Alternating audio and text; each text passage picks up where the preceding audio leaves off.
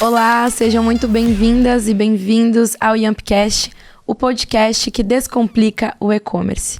Eu sou Laila Santos, Product Marketing Manager aqui da Yamp, e hoje vamos falar sobre Facebook Ads.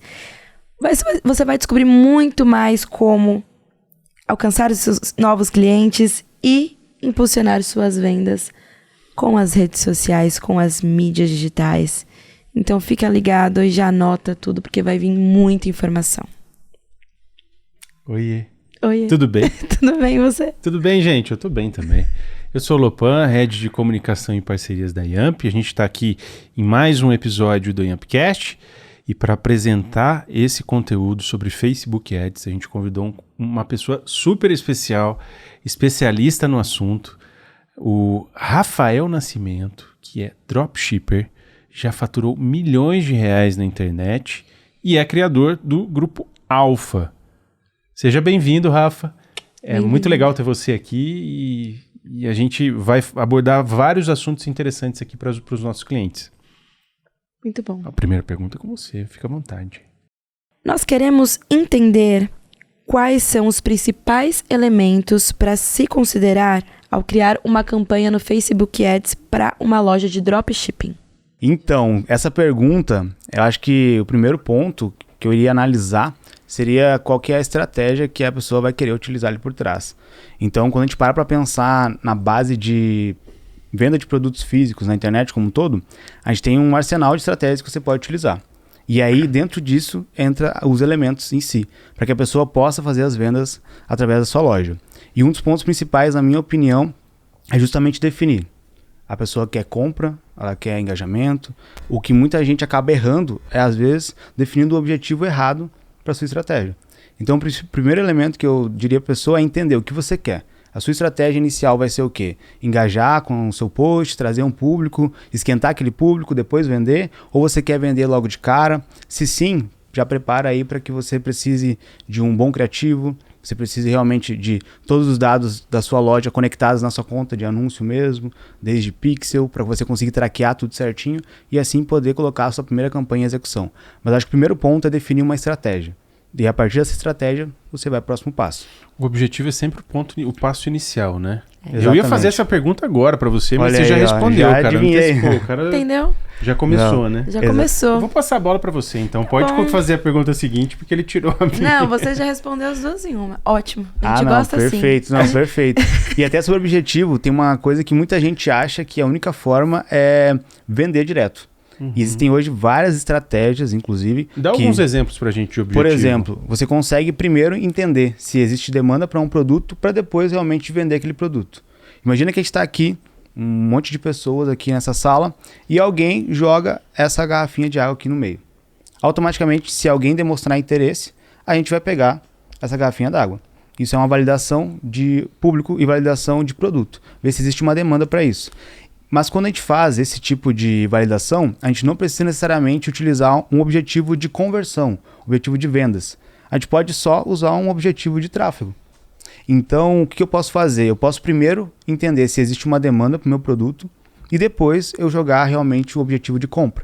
Aí o que isso acontece na prática, digamos assim? É como se eu jogasse uma garrafinha aqui no meio e digamos que o Lopan falava, opa, eu tenho interesse. E aí depois eu venho com uma campanha diretamente para ele ali de compra mesmo, de venda.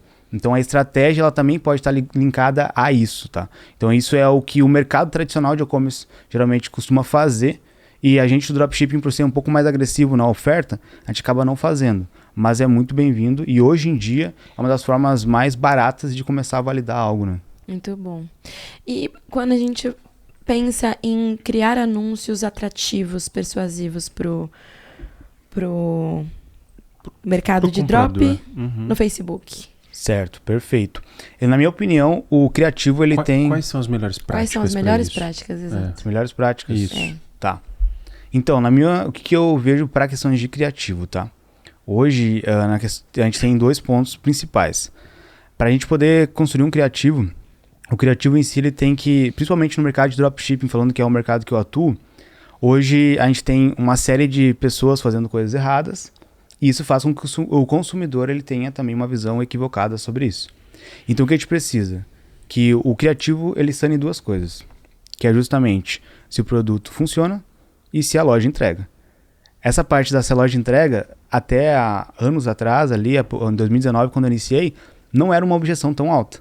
Mas hoje, por conta de golpes e tudo mais na internet, pela disseminação mesmo da internet, acabou que hoje essa dúvida surge muito mais fácil. Às vezes a pessoa nem quer saber exatamente o que o produto faz, mas será que vão me entregar isso aí?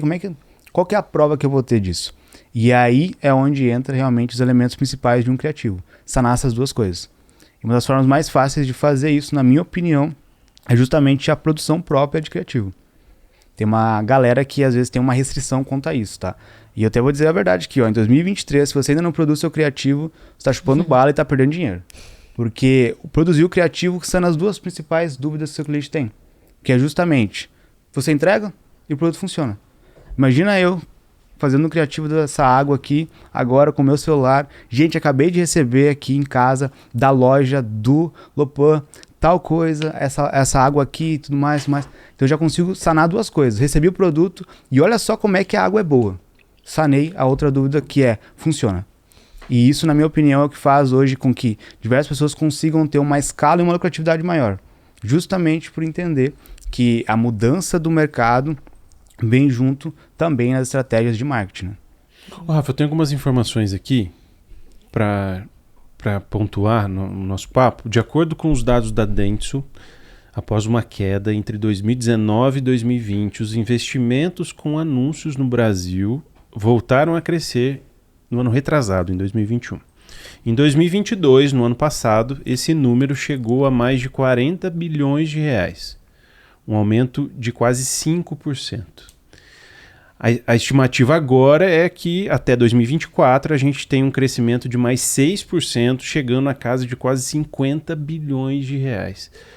Qual que é a sua percepção sobre o aumento de investimento em publicidade? A que deve isso? Isso tem alguma relação com a dificuldade em colocar um produto em evidência ou não? Eu acho que tem total relação com o movimento pós-pandemia. Até não sei se pode falar a palavra, coisa depois bota um pi ali da pandemia, mas depois da pandemia, muitas pessoas começaram, até durante a pandemia, muitas pessoas que nunca tinham comprado na internet começaram a comprar. E isso faz com que o mercado fique mais inflado, né, automaticamente, porque tem mais consumidores ali. Com isso, entrou já uma onda muito forte de novos anunciantes e também de empresas que já anunciavam ou que não davam tanta bola para isso. Então imagina uma empresa que já vendia a sua xícara e ela teve a sua loja fechada e ela entendeu que ela precisava ir para o digital. Quando ela foi para o digital, ela teve que investir em anúncio para mostrar o produto dela. Como aumentou a demanda, automaticamente aumenta a frequência de anúncio e aumenta o investimento em anúncio. Então, na minha opinião, isso é algo já previsível que iria acontecer justamente por conta desse aumento de compras online. Então, a pandemia deixou esse reflexo e como empreendedor, naturalmente já se adapta rápido. Várias empresas que não estavam na internet começaram a ir, automaticamente o investimento em anúncio cresce e por isso que essa previsão é uma previsão de aumento ainda para os próximos anos, igual tu comentou, porque essa onda ela continua. Ela continua. Quem não estava começou a perceber, internet, anúncios, tem que estar aqui, tem que estar no feed. Tanto que hoje, às vezes, tu vai rolar o feed do Instagram, tu acaba caindo 2 anúncios seguidos. Não é mais, porque já não tem tanto espaço. E tu tá perdendo realmente tempo de tela naquilo ali. Justamente por conta disso. Existe já muita gente já utilizando a internet como meio de aquisição de produtos, mas ao mesmo tempo tem muitas pessoas que não estavam e começaram a entrar ali na forma de aquisição de cliente. E aí é onde entra a chave do negócio em si, né? Então, na minha opinião, foi totalmente um reflexo. E se a gente parar para analisar até as datas dadas, é justamente esse dado, né? Logo 10 bilhões de um ano para outro. Logo pós. Então, foi aquele reflexo, aquele rebote que a gente sentiu, né? Então, eu até eu trabalhava numa empresa, antigamente eu era CLT, e nessa empresa, durante a pandemia, eles tiveram um dos maiores picos no e-commerce. E hoje se mantém nesse mesmo pico. Então, imagina que não vendia nada no e-commerce, começou a vender milhões por mês no e-commerce. Automaticamente passou a pandemia, a chance disso baixar é muito grande. Mas não se manteve, porque o investimento se manteve. E aí, se eu estou faturando super bem, qual que é o meu próximo passo? Investir mais. Sim. Então a projeção só aumenta. Boa. E assim, a questão da projeção, né? O quanto é importante a gente se basear em dados, em métricas. Pensando em métricas e indicadores chaves para os dropshippers. Olha, chegou uma mensagem. Quais são os principais para acompanhar a evolução e o desempenho de uma campanha? Ah, perfeito, perfeito. Eu acho que métricas é realmente o core do negócio. Então, na minha opinião, o tráfego ele não faz milagre. Mas as métricas, elas te dão os dados principais para te entender para onde ir. É como se alguém estivesse te falando, é como se fosse aquela avaliação do personal. Vai fazer a avaliação lá, ele te diz, ó, aqui tu tá indo bem, não tá indo, ó, tem que melhorar a dieta, aqui, aquilo. E as métricas funcionam para isso. Uma pessoa que não sabe analisar métricas é uma pessoa que aperta botão. E subir uma campanha é apertar botão, a verdade é essa. O que faz um gestor de tráfego é a análise de métricas. E aí entra o ponto. Para analisar uma métrica, a primeira coisa que a gente tem que ter em mente é justamente o funil. Porque métricas é funil. Então, se ninguém nunca viu sobre métricas, basicamente você tem um funil na sua mão. Imagina um funil aqui. E o ponto principal é a aquisição de cliente e depois a parte que o cliente realmente compra. E eu divido isso em métricas primárias e secundárias. As métricas primárias são as mais importantes, que é justamente a etapa final do funil. Tem muita gente que se preocupa com a parte inicial, mas acaba perdendo tempo porque o problema pode estar lá no final. Que é o quê? Às vezes a pessoa tá lá preocupada com o CPM dela que tá estourado, que é o que eu mais ouço. Meu Deus, meu CPM tá R$50 hoje. Daí eu falo, tá, mas como é que tá o teu CPA? O que é CPA? Ixi, a pessoa não sabe o que é CPA e tá preocupada com o CPM. Então, assim, às vezes a pessoa tá com um problema no checkout, que ela não utiliza uma Yamp da vida, tá perdendo venda lá, e aí tá se preocupando com o criativo. Então é justamente o que eu acho, tá? Primeira coisa, se preocupa com o CPA. CPA é o quê? Custo por aquisição. Né? Uhum. Então, quanto te custou aquela venda? Ah, e não sei, certo, meu CPA tá R$50. Qual que é o teu CPA-alvo? Antes de subir uma campanha, já tem isso definido. Qual que é o teu custo-alvo? Por quanto eu posso pagar para trazer um cliente para o meu produto? Qual que é o meu objetivo? Ah, vai ser R$30? Show, então agora já tem um ponto de partida de análise. Se passar disso, tem alguma coisa errada. Se está abaixo disso, tem alguma coisa muito boa. E aí tu começa a analisar. CPA, próxima métrica vai ser justamente adições de informação de pagamento. Outra métrica que tu vai ter que analisar vai ser Initiate Checkout, adições ao carrinho e Page View. Como que eu faço essa relação de forma mais prática, tá? Isso são métricas primárias, tá, gente? Nem as métricas secundárias. As métricas primárias eu vou analisar a partir do momento que a pessoa já entrou na minha loja. E as métricas secundárias são o que acontece antes de ela entrar. Então ela entrou na minha loja, que eu vou analisar quantas pessoas entraram. Entrou 100 pessoas na minha loja. Qual que é o próximo passo? Analisar quantas delas foram para o checkout. E qual que é a métrica que eu avalio? Geralmente, a minha taxa de checkout versus visualização de página precisa estar entre 8% a 10%. De 100, 8 a 10 foram até a finalização de compra. Exato. Então, de 8 a 10 precisam ter chegado ali, clicado no botão e ir direto para o checkout. E aí é onde eu começo a analisar. Se está abaixo disso, é sinal que tem algum problema, algum BO na minha página de produto ou no meu catálogo de produtos e tudo mais. E aí eu consigo ir analisando, fazendo testes. Geralmente, quando está abaixo disso, ou é uma copy, ou uma imagem desfocada, que é um erro primário, muita gente deixa imagens desfocadas. Pode ser também o preço, ou até mesmo a oferta. Arruma isso, deixa eu testar mais um dia para te ver como é que foi. Outro ponto, entrou no checkout, qual que é a métrica de pagamento? Geralmente ali em média de 20% a 40%. Ou seja, de 20% a 40% das pessoas que entrou na minha loja precisam comprar. Então, que entrou no meu checkout, tá, gente? Checkout. Se isso não está acontecendo, tem algum problema ali. Imagina que está tudo bonito. 100 pessoas entraram na minha loja, 8 finalizaram compra, mas lá no meu checkout ninguém adicionou informação de pagamento, ninguém comprou. Então é sinal que está ali. Sinal que tem um problema ali. E aí é onde eu vou ajustar o meu checkout. Eu vou deixar ele de uma forma melhor, vou ajustar alguma coisa, vou tirar o upsell que coloquei, às vezes pode estar acontecendo. Tem muita gente que está preocupada em botar upsell, e o upsell pode tirar a venda, tá? Se você não tem nada validado, o upsell pode tirar a sua venda. Então, você se preocupa com isso. Analisei isso tudo ajustado, agora sim eu vou analisar as métricas primárias, que é o quê? CPC, custo por clique no link, não o CPC todos. O CPC todos, o Facebook basicamente consegue captar todos os cliques que a pessoa dá na tela. Então, se tu curtiu, ele vai contar como um CPC todos. Então, lá nas métricas, vai lá, CPC, custo por clique no link. CTR também, custo por clique no link. e CPM também é uma métrica que a gente avalia. Mas isso é para avaliação de criativo, ou seja, tudo que acontece antes da pessoa entrar na loja. Mas eu só vou analisar isso depois que eu analisar o meu funil. E aí, analisando o funil, eu consigo entender depois que, às vezes, o que está saindo caro é a pessoa que está vindo.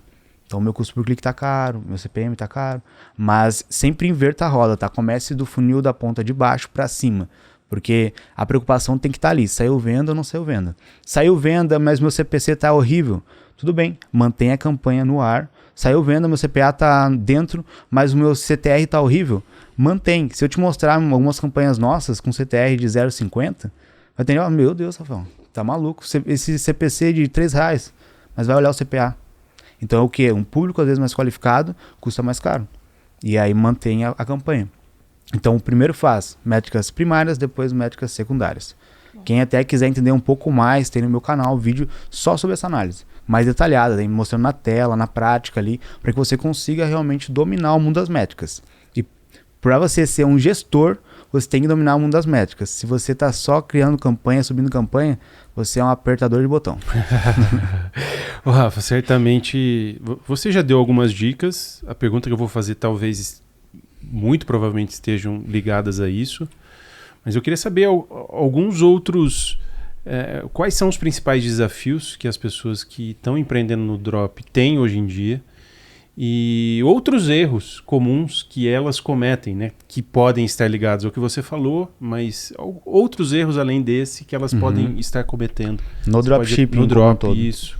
Acho que o principal erro é não entender que o dropshipping é um negócio, tá? E como a gente está falando do Facebook Ads, principalmente, o Facebook Ads, o Meta Ads ou o Google Ads, são ferramentas que vão impulsionar o teu negócio. Então, quando tem essa visão de negócio, tu já começa com uma preocupação diferente. Então, quando você começa um teste, já não é mais como antes. Um teste que você fazia na parte inicial, pensando como uma renda extra, você já matava aquele teste antes do momento exato. Então, às vezes, tu está sendo ansioso, tu mata uma campanha antes do momento certo, e aí tu perdeu de validar um produto.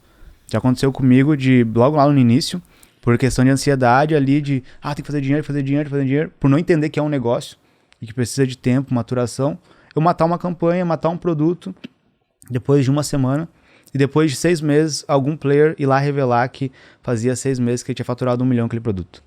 Então, acho que o principal erro é esse, a questão de não olhar o dropshipping como um negócio. Segundo erro, eu acho que é a mentalidade. Então, tem que estar alinhado com a mentalidade. Hoje, muito se fala sobre mentalidade, entender sobre o negócio e tudo mais, só que a maioria das pessoas não entendeu o poder disso. A mentalidade alinhada vai fazer com que o teu negócio seja impulsionado. A mentalidade desalinhada vai fazer com que o teu negócio seja retraído. E aí é o que muita gente está cometendo o erro hoje, que é justamente entrar com uma mentalidade desalinhada. Que é o quê? Quero faturar 1 milhão amanhã. Quero faturar 1 milhão esse mês. E esse dia aconteceu com uma pessoa que me chamou no Instagram e falou, cara, eu tô lucrando, não é nem faturando, tô lucrando R$1.000 por dia e eu não sei o que eu faço mais. Aí eu falei, como assim? Pensei, ele deve estar feliz. Não, cara, como é que eu faço? Cara, não tá. Eu quero faturar 1 milhão aqui. Tipo assim, ele tava achando ruim os R$1.000 que tava dando de lucro. Então a mentalidade desalinhada, que é, cara, aproveita esses 1.000 que tá fazendo, aproveita a fase que tu tá tendo agora e já vai caminhando pra próxima. Tá pensando lá na frente. Tá tipo, mirando lá na frente. E aí não consegue enxergar o momento. Não consegue enxergar o momento. Não consegue ser grato àquilo. Então imagina o seguinte, até ontem tu não faturava nada, agora tu já fatura e já lucra. Porque faturar é uma coisa, lucrar é outra. Sim. E é um step. Primeiro tu fatura, depois tu vai pro lucro. Tem gente que fatura milhões e não lucra nada. E é justamente isso. A pessoa já tá lucrando, então vai step por step. E eu acho que a mentalidade tem que estar alinhada com isso também. Legal. E esse negócio de step por step, eu acho muito bacana. No momento, fazer testes é necessário sempre. No começo, no meio, sempre. Eu quero entender um pouco mais para você quais tipos de testes você usa para identificar as melhores estratégias assim para Facebook Ads, então, para o mercado de drop. Para mim hoje é um pouco mais fácil falar sobre teste, porque até vou dar uma deixa aqui, gente. Foquem muito em lojas nichadas, tá? Foquem em lojas nichadas. Que bom ouvir isso. Porque... Que bom ouvir isso. Que bom ouvir isso. Legal. Estamos alinhados. Mas justamente porque isso vai facilitar até a linha de testes. Hoje a gente eu, Rafael, pego muito tipo de produto que já está validado em campanhas minhas que rodam para toda uma coleção de produtos. Boa. Então imagina que às vezes o cara tá lá procurando um robozinho que vira mortal e eu tô ali vendendo um biquíni, que é justamente o que foi validado pela minha campanha que vende para a minha loja inteira. E aí é onde entra a sacada. Mas para quem não tem isso ainda, para quem tá agora formando, acho que alguma das estratégias que a gente mais usa lá para validação inicial, até mesmo para alunos, é o teste full. Então o teste full é uma das formas mais assertivas, que foi um pouco do que eu comentei antes. Basicamente, tu vai rodar uma campanha de tráfego para 5 públicos ali que você acredita que tem interesse naquele produto. E em cima disso, você vai identificar algumas métricas padrões, algumas médias. E aí dentro disso, você vai entender se vale a pena você ir para uma campanha de vendas, de conversão ou não. Então é como se a gente jogasse o produto ali e entendesse. Alguém se acusa? Ninguém se acusou? Vamos pro próximo. Então ele é realmente mais uma estratégia mais de fluxo, para te ganhar em volume, né? Mas lembrando, isso é uma estratégia para quem não tem nada validado. Para quem já tem validado, faz o feijão com arroz. Entendeu que o produto está sobressaindo? Vai lá, cria teu próprio criativo, faz uma oferta agressiva. Então, oferta não é mais 50% off, frete grátis. Isso aí ficou lá em 2020, tá? Então, hoje o cliente, o frete grátis é o mínimo que ele quer. Ou um frete grátis, ele já olha... É óbvio, se não for frete grátis, eu nem quero. Então, oferta não é mais 50% off, frete grátis. É justamente algo a mais. Então entenda o que é esse algo a mais e coloque isso junto. E aí sim você vai para uma campanha. Campanha de conversão direto mesmo. Se você quer vender, tem que fazer isso. E aí a denominação de questões de quantidade de conjunto vai variar de acordo com o teu orçamento. Então, eu quero gastar R$100 por dia, usa 5 conjuntos. Quero gastar R$200 por dia, usa 10 conjuntos. Mas a média de valor investido por conjunto tem que ser ali em torno de R$20, tá? Então uma campanha, 10 conjuntos, R$20 e 2 criativos. Esse é um dos formatos mais assertivos de testar produtos hoje, na minha concepção. E é o feijão com arroz. É o que a gente faz desde lá de trás. Mas o que a gente faz? A gente valida no teste full, depois vai para esse teste de conversão. Legal. Rapidinho, você falou sobre feijão com arroz. Uma coisa que a gente esquece é que existem pessoas diferentes que falam de formas diferentes e a importância da segmentação. Né? Eu queria saber um pouco melhor para você as melhores práticas para criar segmentações personalizadas e conseguir alcançar o público certo no mercado de drop. Boa, segmentação. Esse acho que é o calcanhar de Aquiles aí de muita gente. Por quê? Eu também ficava batendo muito, segmentação, que eu vou colocar de público aqui e tudo mais, mas eu acabei dividindo em quatro etapas a minha segmentação hoje. Então, como que eu faço? Eu pego os públicos que provavelmente vão ter interesse, os públicos que possivelmente vão ter interesse, os públicos que têm interesse e os públicos crazy, que eu chamo, que é um público que não tem nada a ver, mas no final se pode comprar, vende e compra. Por exemplo, o público provavelmente, geralmente vai ser marcas que ou alguma coisa que o seu cliente gosta. Vamos dar um exemplo. Eu estou vendendo bolsas femininas. Então, bolsas femininas e tudo mais, eu vendo bolsas. Para o público, provavelmente, vai ser justamente o quê? Marca. Qual marca? Chanel, Prada, alguma marca que remeta ao meu produto. O público possivelmente vai ser algum hobby, alguma coisa que o meu público faça, algum hábito. Então, digamos que o meu público eu consigo identificar que ele caminha todo dia de manhã, ele pratica algum esporte, ou não, ele assiste novela. Por exemplo, para mim, geralmente, bolsas vende para pessoas mais velhas. Então, qual que é o público, possivelmente, do meu cliente? Vai ser novela, Silvio Santos. Então, isso é realmente um público que acaba sobressaindo ali. O terceiro ponto que eu tinha falado, que é o público que tem interesse, é o óbvio, que é o quê? O teu produto ou o teu nicho. Vai ser bolsa? Coloca lá interesse em bolsas. Bags, segmenta só voltado àquilo. E o quarto que eu tinha falado, que é o público crazy, é justamente algo que não tem nada a ver, mas pode sair venda e que provavelmente, se sair, vai sair com um custo muito baixo, porque ninguém está anunciando aquele produto para aquele tipo de cliente. Um exemplo bem prático é, por exemplo, cerveja, público de cerveja. Eu vou anunciar para mulheres de 22 anos a 50 anos que têm interesse em cerveja. Essas mulheres não estão recebendo diretamente anúncios de bolsas, porque elas estão recebendo de outras coisas. Mas aí é onde você entra com um anúncio totalmente diferente. Então é onde você começa, eu vou anunciar para galinha pintadinha. Tá, mas o que tem a ver galinha pintadinha com bolsa? Ué, mas quem assiste galinha pintadinha não é às vezes a mãe? Que deu o celular para criança? Com minha filha, com meu Olha filho. aí, ó. E em qual celular? No meu? Olha, isso É, vai a estar minha ali, o esposa algoritmo também. está pegando aquela informação. Sim, sim. E aí é onde entra o anúncio para Muito esse tipo de público. Super legal. Rafa, muito obrigado. A gente vai Valeu. voltar Eu a se agradeço. falar no próximo episódio. Tudo bem? Obrigado, tamo junto. Valeu. Bom, gente, estamos chegando ao fim de mais um episódio. Essa foi o primeiro papo que a gente teve com o Rafa Nascimento. Rafa, muito obrigado por ter aceitado e por ter feito esse primeiro episódio com a gente. Em breve, você que está nos assistindo, nos ouvindo, vai ouvir, vai poder acompanhar mais dicas desse especialista, desse cara super especial. No próximo app a gente vai falar sobre Dropshipping 2.0, o futuro do comércio eletrônico. O que será que vem por aí, hein, gente? Fique ligado nesse próximo episódio. A gente sempre lança novos apps a cada 15 dias aproximadamente. E é super legal ter você aqui com a gente nessa audiência, tá?